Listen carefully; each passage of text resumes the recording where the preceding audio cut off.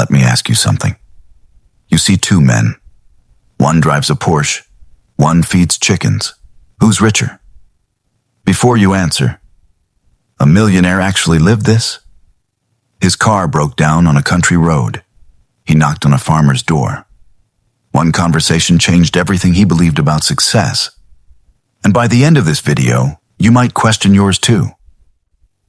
Maxwell Hart had everything success was supposed to look like. A penthouse, a luxury car, a packed schedule. From the outside, his life worked. Inside, something didn't. Every morning, his alarm went off at 5 a.m., and every morning he hit snooze. Not because he was tired, but because he didn't feel ready to start the day. Still, he got up. Emails, calls, meetings, one after another. At some point, it all started to feel the same. Different deals, same conversations, different days, and same pressure. Even his wins didn't feel like wins anymore. They just felt like the next thing. One night, after closing a major deal, his team celebrated. "This is huge," someone said. Maxwell smiled. "Yeah, it is." But on the drive home, the excitement faded fast. By the time he got back to his apartment, the silence hit him again. He stood by the window, looking at the city. Lights everywhere, people moving, everything alive. And still, something felt off. He told himself, this is what success feels like. The problem was, it didn't. One Friday morning, after another long week, Maxwell did something unusual. He got into his car and just drove. No meetings, no destination, just distance from the noise. The city faded behind him. For the first time in a while, things felt quiet. Then suddenly, his car started shaking. A sputter, a jerk. Then silence. The engine died. Maxwell pulled over and checked his phone. Almost no signal. The road was empty. Half a mile ahead, he spotted a small farmhouse. With no other option, he started walking. An older man stood by a fence, feeding chickens. "Excuse me," Maxwell called out. "My car broke down. Do you have a phone I could use?" The man smiled. "Of course, come on." His name was Edward. Maxwell used an old landline to call a tow truck. "Few hours," the operator said. "Few hours?" Maxwell repeated. Edward shrugged. "Things move slower out here." Maxwell became restless. Edward didn't seem bothered. "Since you're here," Edward said, "you might as well sit and rest." Maxwell looked around. Simple house, small barn. Open fields, nothing impressive. But Edward hummed quietly as he worked. "You seem all happy," Maxwell said. Edward smiled. "It's a good day." "What makes it good?" Edward looked up. "I woke up. The crops are growing. I ate well." Maxwell gave a small nod. He didn't fully get it. As they walked, Maxwell asked, "What time do you wake up?" "Before sunrise."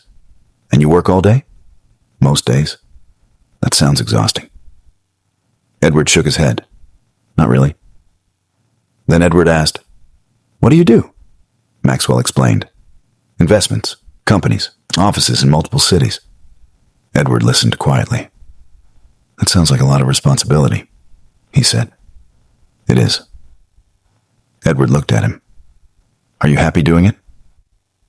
Maxwell paused. "I should be." The words came out slower than he expected. They sat under a large oak tree. The wind moved through the crops. Quiet. Real quiet. After a while, Maxwell asked, "And don't you ever want more?" Edward tilted his head. "More what?" "More money, bigger house, easier life." Edward thought for a moment. "Sometimes." Maxwell nodded. Then Edward added, "But I remember something my father told me." "What?" Edward pointed at the fields. "A man can own the whole field and still starve, if he never stops to eat."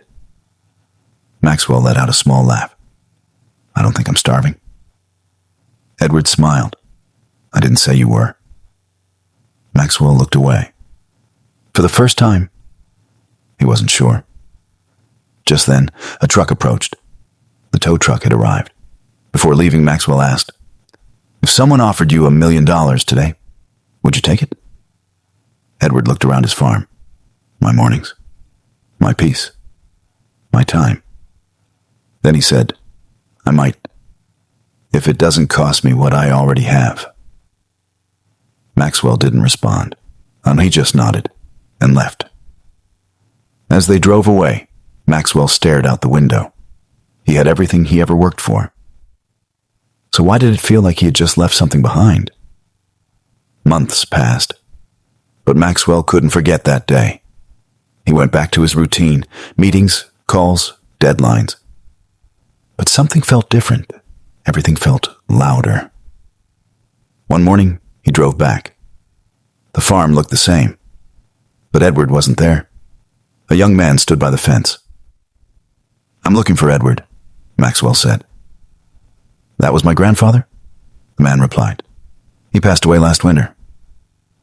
Maxwell felt a quiet weight in his chest.